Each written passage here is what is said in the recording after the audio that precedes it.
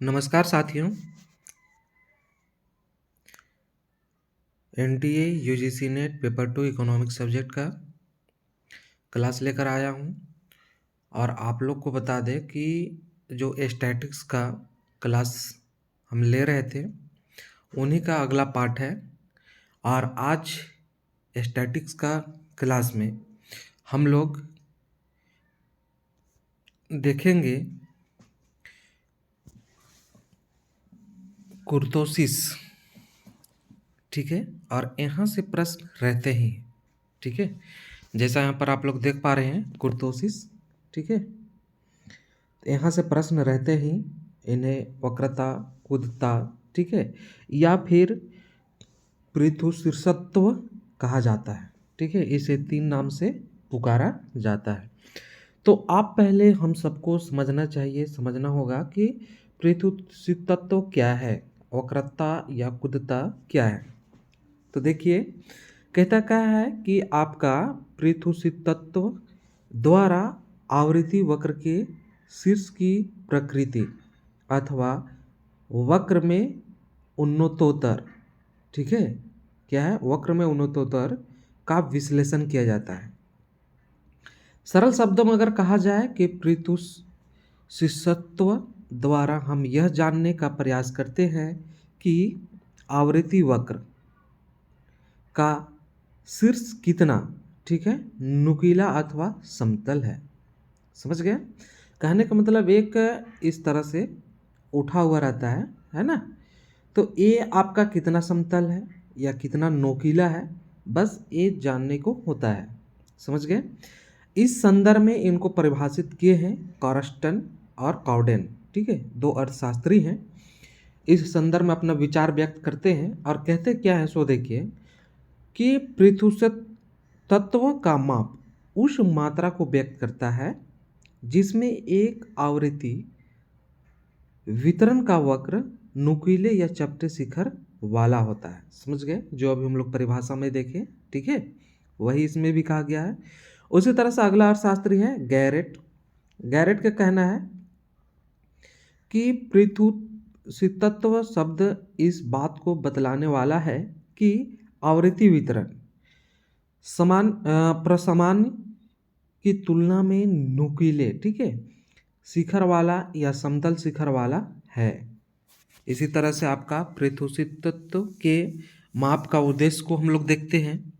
ठीक है, कहने का मतलब है कि इसको मापा क्यों जाएगा, इसका उद्देश्य क्या है। समझ गए बात को?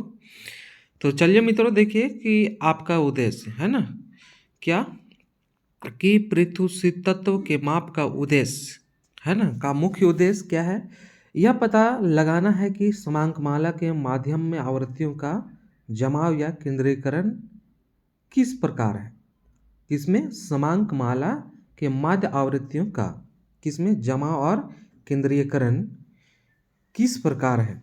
यदि किसी समांकमाला, ठीक है, यदि किसी समांकमाला के मध्य भाग में आवृत्तियों का जमाव सामान्य है, आवृत्तियों का जमाव सामान्य है, तो उसे आवृत्ति वक्र, ठीक है, क्या है, तो उसे आवृत्ति वक्र या मध्यम शीर्ष वाला अथवा प्रसामान्य कहा जाता है। समझ गए बात को?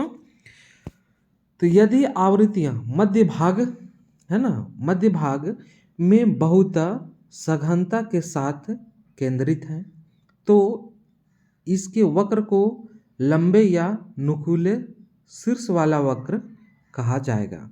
यदि समांकमाला के मध्य भाग में आवृत्तियों का जमाव कम है, तो उसका वक्र चपटे शीर्ष वाला कहलाएगा। इन तीनों प्रकार के वक्रों को निम्न चित्र द्वारा स्पष्ट किया जा सकता है।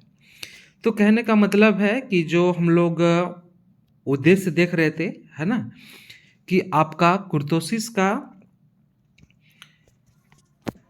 उनका उपयोग, ठीक है, कि कुर्तोसिस कैसे देखा जाता है। तो देखिए, इसमें 3 वक्र दिया गया है। पहला है, ठीक है, क्या है कि अगर इस तरह से नोकीला रहे, है ना, ऊंचा वाला, तो उनको कहेंगे कि लेप्टोकुर्टिक, ठीक है, क्या बोलेंगे, लेप्टोकुर्टिक। उसी तरह से अगर उसका फिर थोड़ा सा हाइट कम रहे तो उनको बोलेंगे मेसोकोर्टिक, ठीक है। और उनके बाद थोड़ा समतल में रहे, ठीक है, तो उसको बोलेंगे प्लेटिकुर्टिक। समझ गए बात को। तो इस तरह से इस फिगर को देखते हुए आप लोग अंदाजा लगा सकते हैं कि कौन सा क्रोतोसिस है, ठीक है, लेप्टो है, मेसो है या प्लेटी है। समझ गए बात को। और इस तरह से यहाँ से प्रश्न रहते हैं, ऐसा फिगर वाले प्रश्न आप लोग देखे भी होंगे।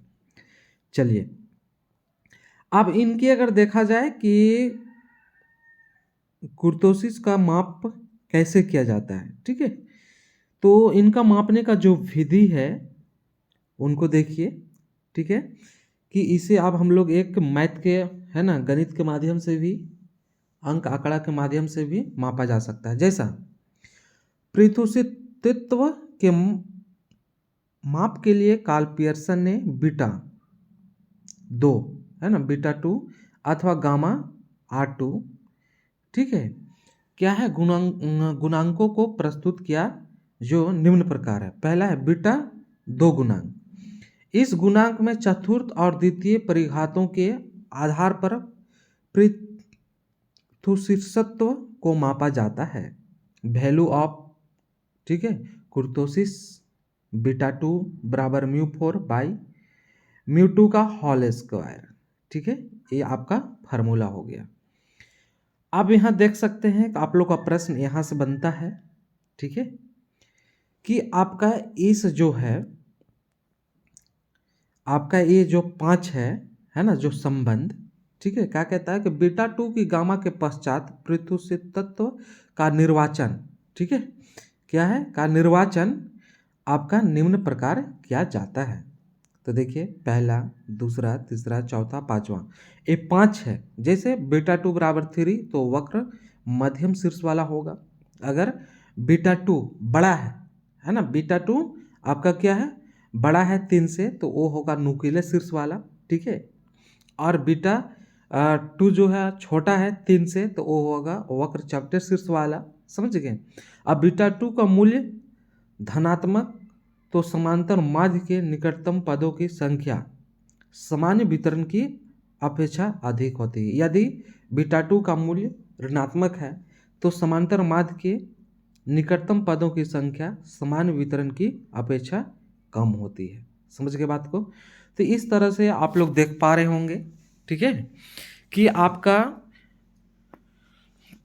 मेसो, ठीक है, उनका बाद लेप्टो और प्लेटी, समझ गए, इनका रिलेशन, ठीक है, कि आपका मान किससे अधिक होगा, किससे कम होगा, और तीन के कौन सा अंक बराबर होंगे, तो उसे क्या कहेंगे, ठीक है। अब इसी तरह से हम लोग देखने वाले हैं गामा 2 गुणांक, ठीक है।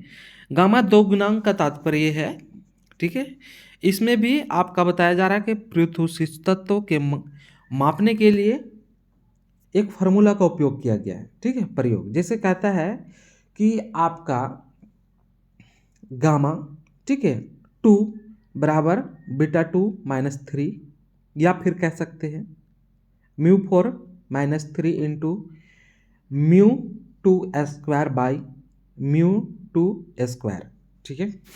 तो इस तरह से आप लोग समझ पा रहे होंगे। तो बीटा, तो गामा का निर्वाचन निम्न प्रकार किया जाता है, ठीक है। ठीक उसी तरह से हम लोग जैसे बीटा के संबंध में देखे थे, तो गामा 2 गुणांक का तात्पर्य यहाँ पर हम लोग देख पा रहे हैं, ठीक है। यदि गामा 2 बराबर 0 तो वक्र मध्य शीर्ष वाला होगा। समझ गए। अगर जब 0 होगा तो क्या होगा, मध्य शीर्ष वाला। यदि गामा 2 धनात्मक हो तो वह वक्र नुकीले शीर्ष वाला होगा। यदि गामा 2 ऋणात्मक हो तो उसे वर्ग चपटे शीर्ष वाला होगा। समझ गए बात को। तो इस तरह से मित्रों आप लोग समझ पाए होंगे, ठीक है। अब उनका कुछ हम लोग थोड़ा सा मैथ देखते हैं, ठीक है।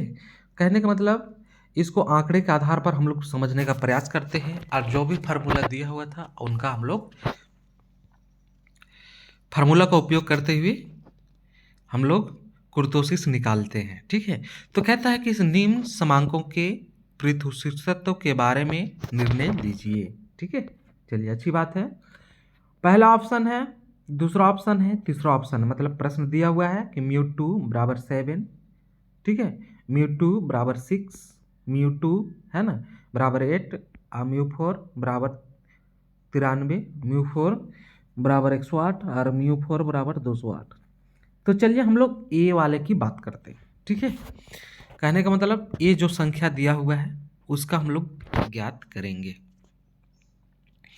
ए में क्या कहता है कि आपका कुर्तोसिस निकालने के लिए, यानी कि प्रोथोसिसत्व बराबर कह सकते हैं या फिर बीटा 2 बराबर कह सकते हैं कि μ4 बाई आपका μ2 स्क्वायर, यानी कि 93/, इसका मान देखें हम लोग 93 यहाँ पर, ठीक है। और μ2 क्या देखें आपका 7, ए के लिए समझ गए बात को। तो ए स्क्वायर हो गया, तो ये आपका हो गया सती 7 × 7 49, इसका हॉल, और 93 इसको भाग दिए 1 पॉइंट, ठीक है, 898 आया। समझ गए बात को। इसी तरह से आपका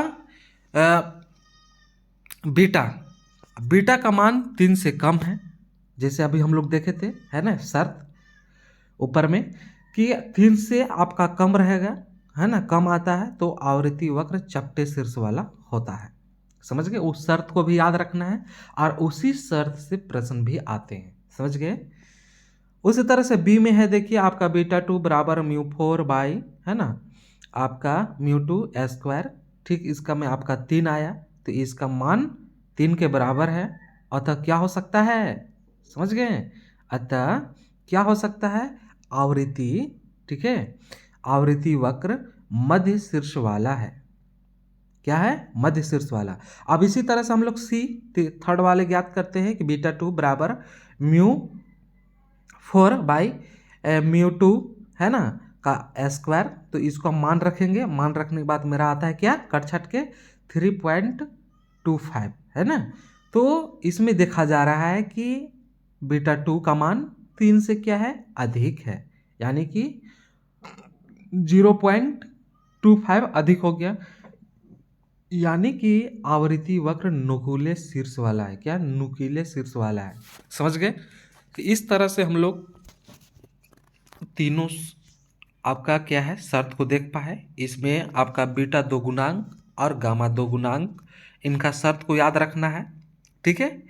और प्रीथिसिसत्व क्या है, उनके परिभाषा के बारे में जानकारी रखना है, तो इससे आप आराम से प्रश्न कर पाइएगा।